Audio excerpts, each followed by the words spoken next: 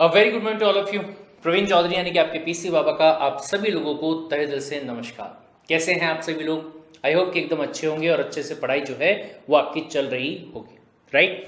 अब इस पढ़ाई के दौर में, इस पढ़ाई के माहौल में हमारे बच्चों के सामने ना कुछ ऐसे सवाल आ जाते हैं जिनका जवाब बच्चों के पास में नहीं होता है, ठीक है। तो ऐसे केस में जो आपकी फैकल्टीज हैं उनकी जिम्मेदारी बनती है कि ऐसे सवालों का जो जवाब है, जो हल है, वो आप लोगों को प्रोवाइड हम करें, ठीक है। तो उनमें से एक बहुत ही कॉमन वाला सवाल अलग अलग सब्जेक्ट को लेके कि सर हमारे जो सब्जेक्ट्स हैं उन सब्जेक्ट्स का प्रिपरेशन किस तरीके से किया जाना चाहिए अगर हम ये चाहें कि 60 से लेके 70 मार्क्स हम उस रिस्पेक्टिव सब्जेक्ट के अंदर क्या करें, स्कोर करें, ठीक है। तो आज का जो हमारा ये टॉपिक है वो है सब्जेक्ट को लेके, जिसका नाम क्या है, SBEC, setting up of business, ठीक है, business entity and its closure, right. अगर मैं इस सब्जेक्ट के बारे में बात करूं तो सबसे पहले तो मैं आपको ये बता दूं कि इसमें कुल मिला के आपके कितने चैप्टर्स हैं। कुल मिला के 20 चैप्टर्स आपको यहाँ पे दिए गए और सबसे इंपॉर्टेंट वाली बात यहां पे ये है कि इसमें आप शुरू से लेके आखिरी चैप्टर तक की बात कर लीजिए, ये सब्जेक्ट आपका जो है वो काइंड ऑफ आपका एक प्रोसीजरल सब्जेक्ट है। कौन सा सब्जेक्ट है ये प्रोसीजरल सब्जेक्ट है, ठीक है। सब मतलब ये कि अगर आप किसी भी टाइप के बिजनेस एंटिटी को शुरू करना चाहते हैं, क्या करना चाहते हैं, किसी भी टाइप के बिजनेस एंटिटी को अगर आप शुरू करना चाहते हैं तो उसके लिए अलग अलग प्रोसीजर जो है वो आपको बताया गया है इस सब्जेक्ट के अंदर, ठीक है। अच्छा, एक बात और ध्यान दीजिए, क्या सब बोले, अगर मैं इस सब्जेक्ट की बात करूं तो इस सब्जेक्ट के स्टार्टिंग में अगर आप चैप्टर नंबर 2 की बात करेंगे, अगर आप चैप्टर नंबर 3 और 4 की बात करेंगे, ठीक है, तो ये 3 चैप्टर ऐसे हैं जो कि आपके कंपनी लॉ से भी कहीं ना कहीं जुड़े हुए हैं।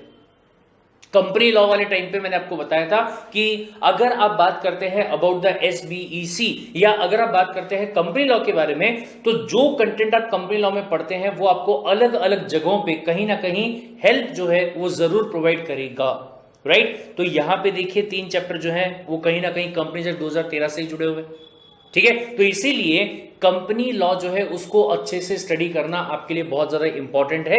उसका मदद जो है वो आपको इन चैप्टर्स में भी, इन सब्जेक्ट्स में भी मिलेगा ही मिलेगा। Got the point? डन, ठीक है साहब। तो सबसे पहली बात क्या कहा मैंने आपको कि ये सब्जेक्ट जो है वो कौन सा सब्जेक्ट है, प्रोसीजरल सब्जेक्ट है। आपको क्या करना पड़ता है यहाँ पे, आपको यहाँ पे प्रोसीजर्स को देखना पड़ता है कि पैन कार्ड बनाना है तो क्या प्रोसेस रहेगा, अगर आपको कॉपीराइट लेना है तो क्या प्रोसेस होगा, अगर आपको पेटेंट लेना है तो क्या प्रोसेस होगा, अगर कंपनी का इनकॉर्पोरेशन करना है तो क्या प्रोसेस होगा, अगर LLP फॉर्म करना चाहते हो तो प्रोसेस क्या होगा, अगर कंपनी को LLP में कन्वर्ट करना चाहते हो या फिर LLP को कंपनी में कन्वर्ट करना चाहते हो तो ऐसे केस में प्रोसीजर जो है वो आपके लिए क्या रहेगा, उसके बारे में पूरी बातें जो है वो यहां पे आपको दी हुई मिलेगी। Understood the point?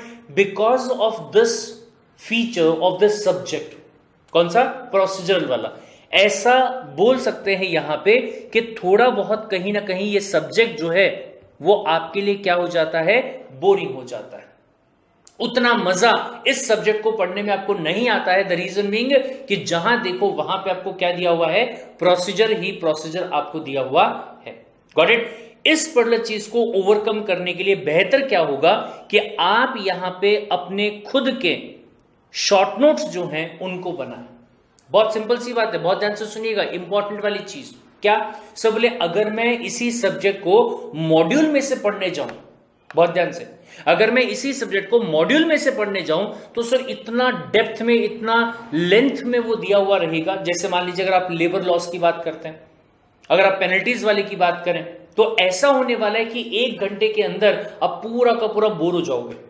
अगर मैं आपको यह कहूं कि डेली आपको 1 घंटे मॉड्यूल में से पढ़ना होगा तो आप एकदम पूरे तरीके से क्या हो जाएंगे, बोर हो जाएंगे, और शायद ऐसा होगा कि 1 घंटे भी आप ढंग से पढ़ाई नहीं कर पाएंगे, ठीक है। तो बहुत ध्यान से सुनिए, क्या करना है आपको, सबसे पहली बात, आपने जो रेगुलर वाले क्लासेस देखे, कौन से क्लासेस, रेगुलर वाले जो वीडियोस आपने देखे होंगे, उन वीडियोस को पढ़ने के बाद में मेरे हिसाब से डेली बेसिस पे आपको अपने खुद के शॉर्ट नोट्स जो हैं वो बना लेने चाहिए, ठीक है। Again the important point is, core है, चाहे आप किसी भी सब्जेक्ट की बात कीजिए, कोर ये है कि आपको जो स्टडी करनी है वो कंसेप्चुअल स्टडी करनी, कौन सी स्टडी करनी है? कंसेप्चुअल वाली। ऐसा नहीं कि मतलब जो सामने आ रहा है उसको पढ़े जा रहे नहीं, आपको कंसेप्ट जो है ना उनको दिमाग में रखना है, ठीक है। तो अब ऐसे केस में जब आप कंसेप्ट पे मेन फोकस कर रहे हैं तो मुझे एक बात बताइए कि अगर आपने अपने खुद के यहां पे शॉर्ट नोट्स बनाए, ठीक है, जो कि कुछ पेजेस के रहेंगे, तो क्या उनके बेसिस पे आप इलॉबरेट करके अपना आंसर लिख नहीं पाएंगे? आप बोलेगा सर बिल्कुल लिख पाएंगे, क्यों नहीं लिख पाएंगे, ठीक है। तो आपका जो फोकस है, बहुत ध्यान से सुनिएगा, सबसे पहली बात, ये सब्जेक्ट आपका जो है कौन से वाला है? प्रोसीजरल वाला सब्जेक्ट है, ठीक है। बिकॉज ऑफ दैट रीजन क्या आपको करना है कि आपको बनाने हैं अपने खुद के लैंग्वेज में शॉर्ट नोट्स, ताकि उन शॉर्ट नोट्स को आप बार बार रिवाइज कर पाए और उसके बेसिस पे अपने आंसर्स जो हैं कंसेप्चुअल वे में इलॉबरेट करके अच्छे तरीके से आप वहां पे लिख के आ सकते। यानी कि बेसिकली अगर देखा जाए तो हर एक चीज जो है वो कहीं ना कहीं क्या है? इंटरलिंक्ड है, ठीक है। सेकंड वाला पॉइंट जो मैंने आपको कहा क्या, कि राइटिंग प्रैक्टिस आपको करनी पड़ेगी। जब मैंने आपसे कहा कि आपको शॉर्ट नोट्स यहां पे बनाने होंगे, तो भाई साहब शॉर्ट नोट्स को जब आप इलॉबरेट करने की बात करोगे एग्जाम्स के अंदर, और अगर आप ये सोचें कि आज मैं शॉर्ट नोट्स बना के रख लेता हूं, फिर जब मेरे एग्जाम्स आएंगे तो उसके पहले मैं एक बार उसको स्टडी कर लूंगा और उसके हिसाब से इलॉबरेट करके आ जाऊंगा, कैसा हो पाएगा? बिल्कुल भी नहीं। बहुत ध्यान से सुनिएगा, क्या करना है आपको? सबसे पहला काम यह है कि आप शॉर्ट नोट्स बना लीजिए, ठीक है। आपने शॉर्ट नोट्स बना लिए, फिर उसके बाद में दूसरा काम आपको यह करना है। अच्छा एक सेकेंड, सबसे पहली बात एक काम करो, पहला काम आपका यह है कि आपको अपने क्लासेस जो हैं उसको कंप्लीट करना है। वो कर लिया, वो करने के बाद में दूसरा काम आपका यह होगा कि आपको शॉर्ट नोट्स बनाने रहेंगे, गॉट इट। और शॉर्ट नोट्स बन जाने के बाद में तीसरा काम आपका यह रहेगा कि आपको पास्ट एग्जाम के जो क्वेश्चंस है उनको निकालना है, ठीक है। अब पास्ट एग्जाम के क्वेश्चंस आपको कहां मिल जाएंगे? सर आईसीएसआई की जो वेबसाइट है वहां पे आपको मिल जाएंगे, और या फिर अगर वहां पे आपको नहीं मिलते हैं या समझ में नहीं आता कि सर अभी तक तो मेरा चैप्टर ही कंप्लीट नहीं हुआ है, तो मैं क्या करूं? तो ऐसे केस में आपको CS कार्ड इंडिया का जो ऐप है, उस ऐप के ऊपर आपके रिस्पेक्टिव सब्जेक्ट के लिए चैप्टर वाइज टेस्ट सीरीज जो है वो वहां पे मिल जाएगी फ्री ऑफ कॉस्ट। वहां जाके सिंपली वो टेस्ट को आप क्या कर सकते हो? सॉल्व कर सकते हो। और या फिर सिंपली ये भी कर सकते हो, जो कि मैं हमेशा कहता हूं, कि आप ये सोच लीजिए कि डेली के बेसिस पे आपको एक क्वेश्चन की राइटिंग प्रैक्टिस जो है वो करनी, ठीक है। उसके लिए नोट्स आप ऑलरेडी बना चुके हो, इन्हीं नोट्स को आप पढ़ लीजिए और क्वेश्चन के आंसर को इलॉबरेट करने की कोशिश जो है वो वहां पे आप कर लीजिए, गॉट द पॉइंट। तो ये पहला काम कि क्लासेस कंप्लीट कीजिए, दूसरा काम उन क्लासेस के बेसिस पे शॉर्ट नोट्स बना लीजिए, और तीसरा काम कि आपको क्या करना है? राइटिंग प्रैक्टिस जो है उसको करना। ये राइटिंग प्रैक्टिस करने के लिए मैंने आपको क्या कहा कि आपके पास में तीन चीजें हैं, या तो आईसीएसआई में जो पास्ट एग्जाम के क्वेश्चन है उनको आप देख लीजिए, अगर वो आपको नहीं मिलता है तो CS कार्ड इंडिया का जो ऐप है उस ऐप के अंदर जाके आपको टेस्ट सीरीज मिल जाएगी आपके इसी सब्जेक्ट के लिए, जो कि फ्री ऑफ कॉस्ट आपके लिए रहेगी, वहां से जाके आप राइटिंग प्रैक्टिस को कर सकते हैं। और तीसरी बात, अगर आप सेकंड वाला काम भी नहीं कर पाते हैं या आप कहते हैं कि सर अभी तक तो मेरा सिलेबस कंप्लीट ही नहीं हुआ है, तो मैं आपसे कहूंगा कि आप डेली का कम से कम एक क्वेश्चन इस सब्जेक्ट का लिखना प्रैक्टिस जो है वो कर सकते हैं। Understood the point? ठीक है साहब। फिर उसके बाद में एक बहुत ही इंपॉर्टेंट वाली बात आती, क्या? Part number B. सर अगर मैं SBEC नाम के सब्जेक्ट की बात करूं तो ये दो पार्ट्स में आपका डिवाइड किया हुआ। अगर मैं पार्ट ए की बात करूं तो पार्ट ए जो है ना वो कहीं ना कहीं कंसेप्चुअल वाला है, कंपनी लॉ की वहां पे बात करी गई है, उसका इनकॉर्पोरेशन कैसे होता है उसकी बात वहां पे की गई, ठीक है। लेकिन अगर मैं पार्ट बी की बात करूं तो वो इतना कंसेप्चुअल नहीं है, रादर वो ज्यादा प्रोसीजरल है। Because of that reason problem क्या होती है कि काफी सारे बच्चे जो हैं वो पार्ट बी को छोड़ देते हैं, उस पर उतना फोकस नहीं करते जितना कि उनको फोकस करना चाहिए, और ये एक बहुत ही बड़ी प्रॉब्लम है। Got the point? ध्यान दीजिएगा, माना कि ये वाला जो पार्ट है वो ज्यादा बोरिंग है, बट एग्जाम में तो आने वाला है ना। When you are talking about scoring 60 to 70 marks into any subject, तो हम ये नहीं कर सकते कि किसी भी पर्टिकुलर पार्ट को हम ऐसे ही टाइम पास करके चले जाएंगे, नहीं। You have to be more focused into every part of the subject.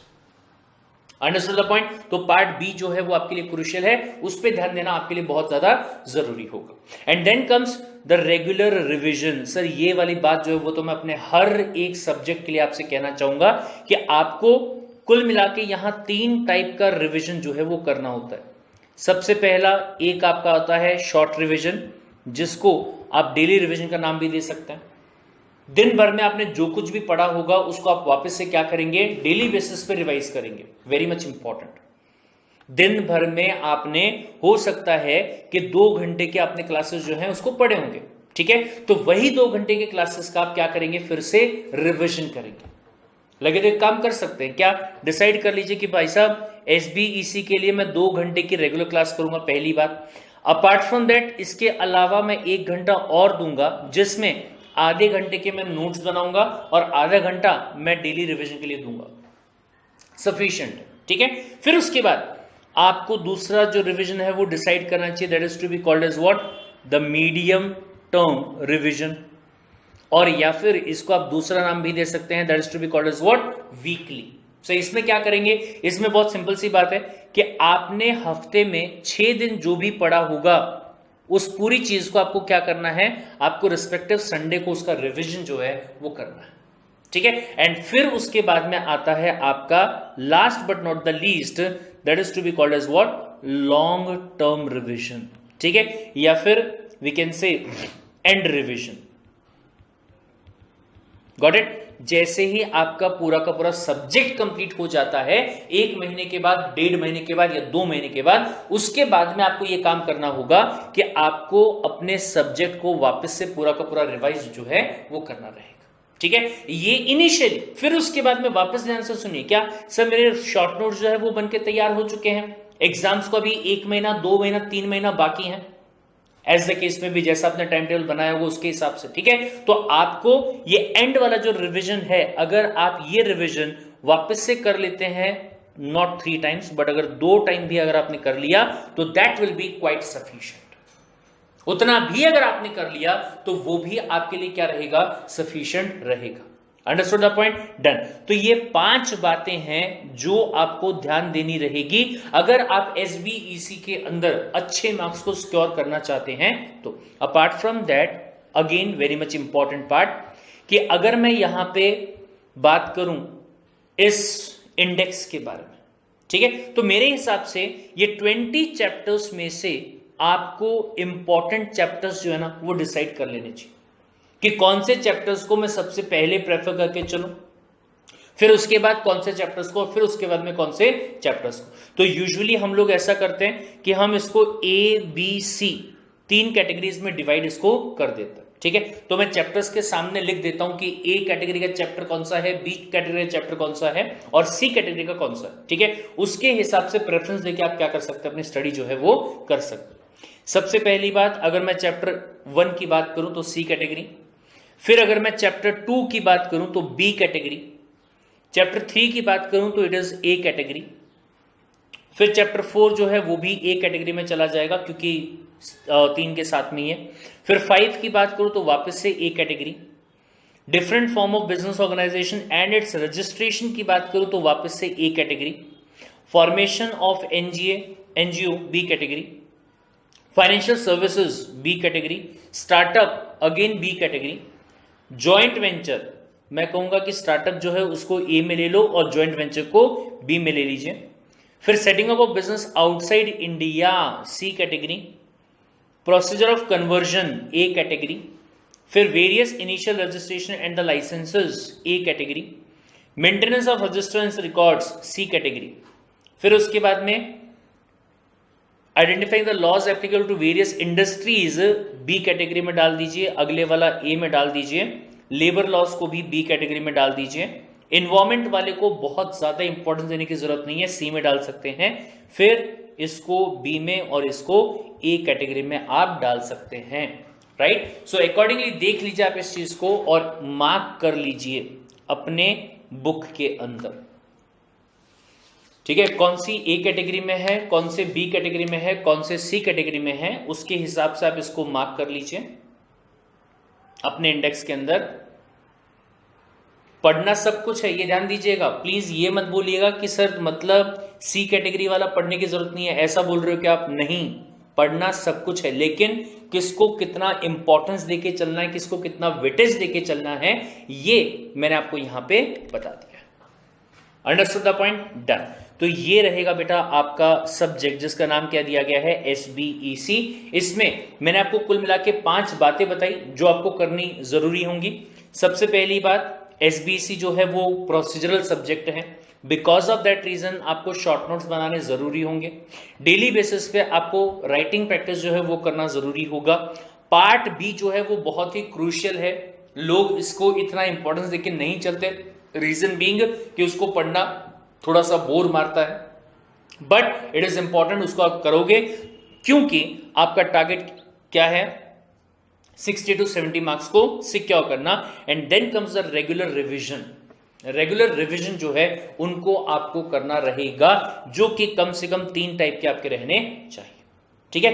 And at the end simply मैं आपको यहां पे बताना चाहूंगा कि मेरे जो वीडियोस यहां पे बने हुए हैं SBEC नाम के सब्जेक्ट के, उसमें या किसी भी सब्जेक्ट की बात आप कर लीजिए, कंपनी लॉ की बात कीजिए, JIGL की बात कीजिए, या कोई भी सब्जेक्ट की बात कीजिए, मैं हमेशा ये फोकस करता हूं कि आपको एक कंसेप्चुअल नॉलेज जो है वो प्रोवाइड किया जाए, ना कि रट्टाफिकेशन प्रोवाइड किया जाए।